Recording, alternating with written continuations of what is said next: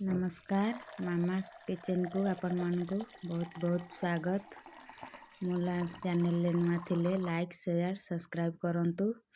आमे आज नुआ शैली रे चिकन तरकारी बनेबा। आसंतु चिकन तरकारी बनेबा पई मसला रेडी करिवा। 2टा रसुण कंचा सुंठी गोटे टमाटर को आमे मिक्सिंग जार रे दे देबा। मिक्सिंग जार रे बहुत पालस करके हम बाटी नहीं आसवा। ये चिकन को धोई की थोई देची आलू काटी देची पियाज को भी मु आगरू दुईटी काटिकी थोई देची। गैस ऑन करके कड़ाई बसई दबा।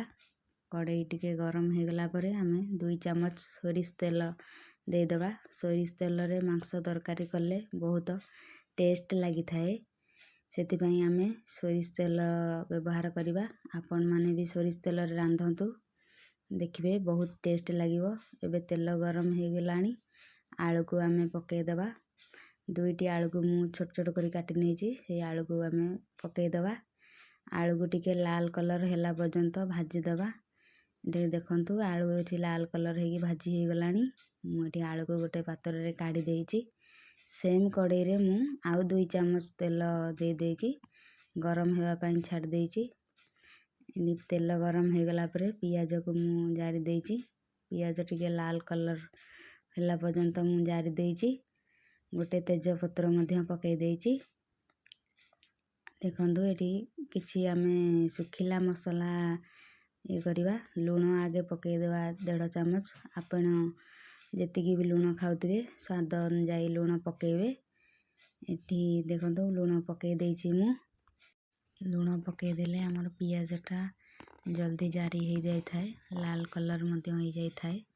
सेति पई मु स्वाद अनुसार एकाथरे लूण पके देली। एठी हमें किछि सुखिला मसला देइचे।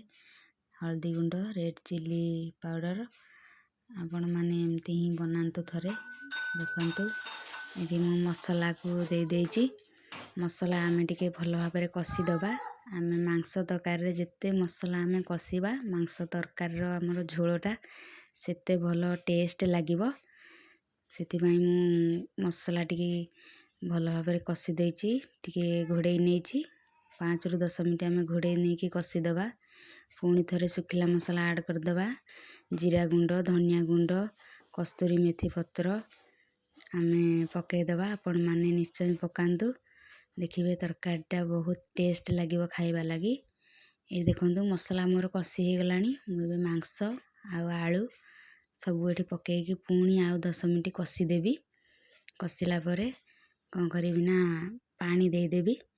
पानी मु एठी 2 गिना पानी दे देइची। पानी देला परे एठी सिझिबा पई मु छाडी देइची। आपण माने एमिति ही बनांतु कमेंट करी कहंतु केमिति लागुची।